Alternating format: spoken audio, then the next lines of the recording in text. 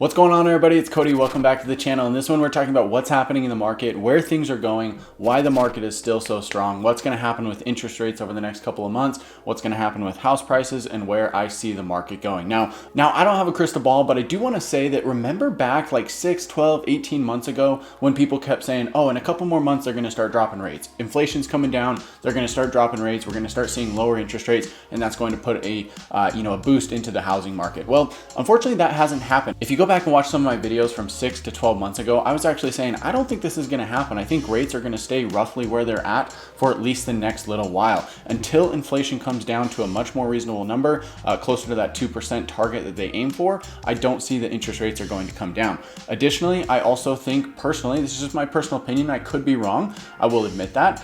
I don't think that we're going to see interest rates come down until after we get through the election, or maybe right up next to the election. If inflation continues to trend down over the next couple of months, we could start to see those interest rates come down. But if inflation stays around where it's at, we're going to take a look at that here in a minute. I don't think that we're going to see any massive changes to interest rate. They're always fluctuating. They're always down 0.25%, up a quarter, down a half, up a half. So they're always going to fluctuate a little bit. But right now they're sitting around 6 to 7%, depending on what type of loan you're getting. So there's going to be a lot of variables that come into play here. But we're going to talk about a whole bunch of information as well as what's happening here in the specific Utah real estate market. So with that being said, we're going to jump on my screen here and get started. Now, as we do that, guys, make sure to reach out to me if you're thinking about making a move here. If you're looking to buy, sell, or invest in real estate here in Utah, please reach out to me. My information's here on the screen. I've had now thousands of people reach out from videos just like this, and I cannot wait to hear from you as well when you do that. If you're looking to buy real estate here, or you already live here and you have a property and you want to sell it, I would love to be your trusted real estate resource of choice. So with that said, let's jump into my screen here and take a look at some information on what's happening. So for the month of June, we're going to zoom in a little bit here. Month of June 2024, we just closed this out. I've got it highlighted here. This number right here, 3,062, is the number of home sales that we actually had in the market. This has fallen off substantially since May. In May, we're at 3,600 home sales.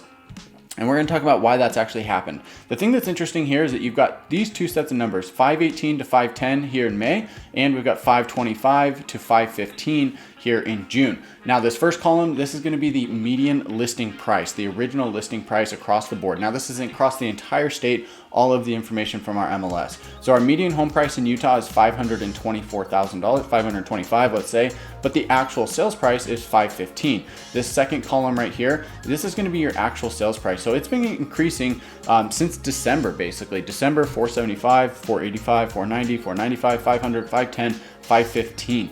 The market is still very strong. Prices are still increasing despite lower number of sales. We're still seeing more pressure on the housing market, and prices continue to increase here in Utah. If we go back and compare to last year, last June, we had a median sales price of $499. So prices are up about $15,000, which is going to be, what is that, roughly, I don't know, it's maybe a couple of percentage points, 1 or 2% maybe. The middle column right here, this percentage, this is going to be the sales to list price ratio. So what are homes actually selling for based on where they're listed for sale at? So this is 98%, which means that roughly 2% of the price is being negotiated off on any given home. Of course, I've seen some homes that have sold. I actually just had this recently. I had a home that we made an offer on. The home ended up selling for over $100,000 what the home was listed for. And I've seen other homes that sit on the market for 6 months and end up selling for $100,000 less than what they're originally listed for. So we're seeing some of that across the board, but generally on any given home, you can kind of plan that the home is going to sell for a little bit less than what it's listed at least if it's been on the market for more than a couple of days. The last thing I want to look at here, and we're going to look at some past months, is this 27. This is going to be the days on market. So days on market has been pretty steady, 26, 24, 27. That's pretty typical to see throughout the summer months in this slower time, right? In this slower time, I don't expect this number to move very much, but it does kind of give you just a gauge of how quickly homes are selling. We are down from the winter, which is no surprise, but I do expect this number to start to increase as we go through the next couple of months, assuming there's no other major massive changes. So we'll talk about interest rates here in just a second, but I want to show you some past data and how this reflects. Last year, we had 3,500 home sales in June. The year before that, 2022, right before the market really started to slow down, we were at 4,200. If we come back here, 2021, almost 5,000. 2020 was 5,300 home sales.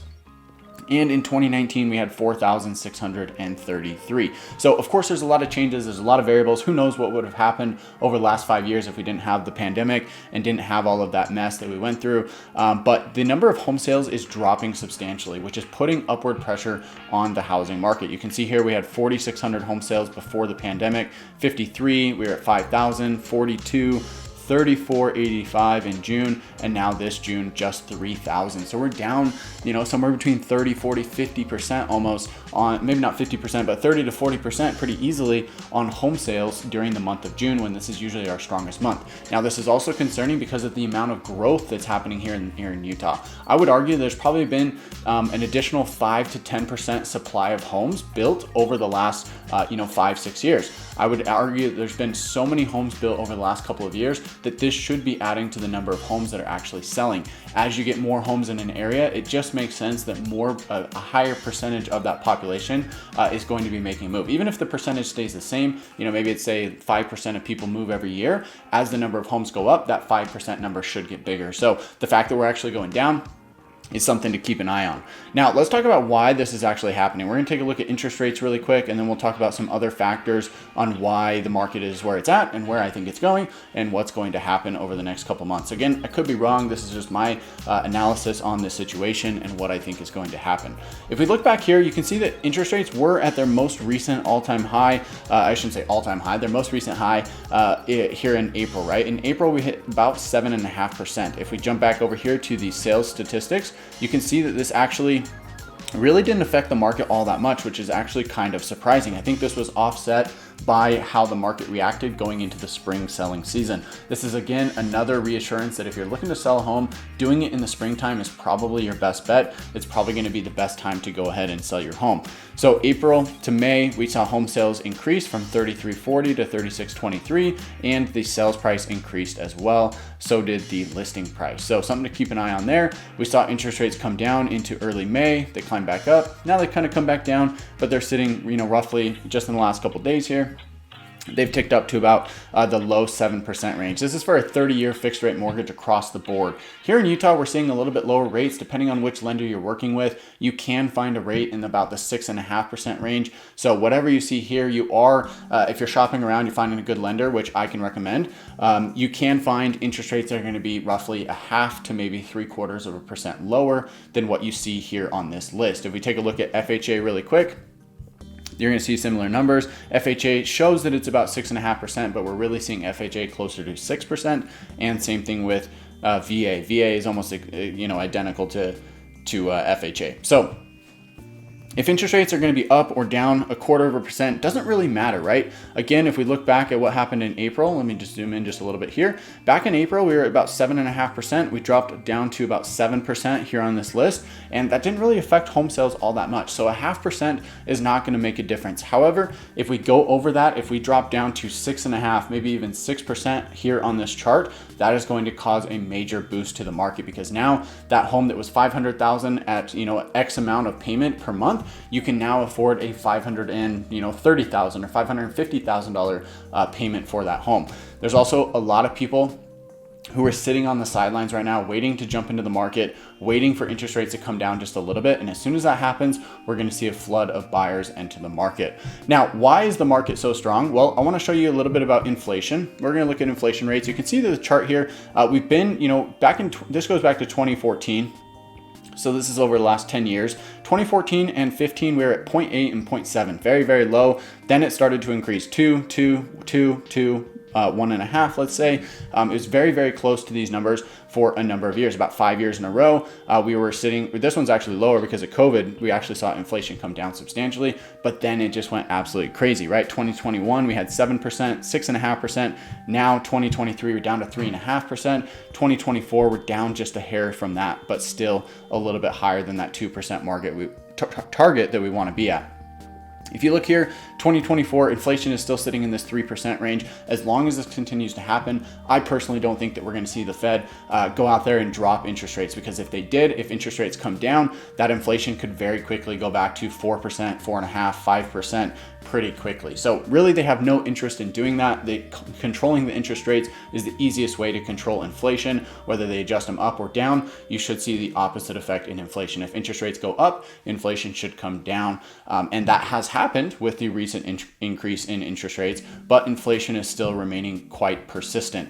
I also think inflation is continuing to get out of control because of the number of people who are looking for housing out there. It's not just the home sales that are seeing, price increases. We're also seeing rent amounts increase pretty substantially as well. We've seen a huge boost in the number of rent prices across the market. I've got rentals myself. I'm an investor. I've seen this firsthand where I'm thinking, hey, I can probably rent this property for X amount, and it ends up renting for, 5 to maybe even 10% above what I expected. So that is also very strong. The next thing I want to talk about is unemployment rate here in Utah. This again is a big driver of why things are the way they are. Now, in my opinion, I think the unemployment rate actually drives a huge percentage of the market and is actually a big driver in why things are the way they are. So if anything, this is one thing that you want to look at and make sure you stay in tune with where unemployment is here in the state. Let's think about it, guys. You've got all these people who are, who own homes, right? Those people are not in a position to sell their home, because where are they going to go, right? If you own a home and you're looking to upgrade, you need a bigger house, or you want a nicer house, or you want to move to a different area, you're going to have to sell your home. And sure, you might be able to take some equity out of it, but for a lot of these people, they're sitting on 2, 3, 4% interest rates. And if they sell that, now they're buying a more expensive home that's going to be more upkeep, more maintenance, and they're going to have a higher interest rate on that property, despite being able to take a bunch of equity from the home they sell and move it into that. So there's a lot of people, not everybody of course, but there's a lot of people who are sitting on the sidelines not selling because they don't want to double their payment. They don't want their payment to go up 50%, 100%, maybe even 150% just to get a little bit nicer home. So you have a lot of people that are sitting on the sidelines. Well, frankly, as long as those people, assuming they have loans on their home, as long as those people continue to work, as long as they continue to have jobs and get paid, they're going to keep making their payment, and they're just going to go on living their life as if nothing's changed. However, if that changes, if people start to lose their job, if people start to lose their income, then they're going to be forced into a position where they potentially might have to sell that home. If a lot of people, let's say, it could even be a couple hundred, couple thousand people end up in this position. If we see the unemployment rate go from, right here at 2.9%, if we see this increase to 3.2, 3.5, even 4% or higher, we could see a flood of inventory come onto the market. This could cause more homes on the market, which means that there's going to be more supply than current demand. Again, demand would also theoretically drop in that scenario, because now you've got less people employed who could potentially purchase that property, but supply is increasing, and that's going to bring prices down. So if you're looking at prices coming down or whether they're going up, the unemployment rate is going to be a huge factor in kind of gauging where that's going. I think this is actually one of the biggest drivers of what's going to happen in the housing market. Of course, interest rates do make an effect, but right now, if we see any massive changes, it's going to be due to a change in unemployment rate. If people start getting laid off, or if companies start not doing so well and they start going under, this is going to cause unemployment to go up, and we could see that flood of supply into the market. So unemployment at 2.9%. I just want to show you this chart here. Unemployment was decreasing substantially up until about 2020. It had a spike right here, then it fell back down, but it has been gradually increasing over the last couple months, but we're still extremely low. We're at 2.9% here in Utah. That actually puts us in one of the lowest unemployment rates for across the entire country, right? If we come down here, Utah is sitting at 2.9%, which means we're ranked 11th in the state. We're tied with a couple other states, but tied for 11th for the lowest unemployment across the country. If you look at the unemployment across the country, we're at 4% nationwide. So we are still below that, and I think that's a big driver of why Utah is still continuing to boom. So I hope this is a good informational video for you. Again, guys, if you're looking to buy, sell, or invest in real estate here in Utah, please reach out to me. I'd love to chat with you. I've had now thousands of people literally reach out from videos just like this, and I cannot wait to hear from you. My information's here on the screen. You can call me, you can text me, you can email. I love hearing from you guys. So let's have a chat about the type of home and lifestyle you're looking for if you're looking to move here, or how we can help maximize how much money you get out of your home if you're looking to sell it. With that said, guys, thanks for watching. Catch you in the next one.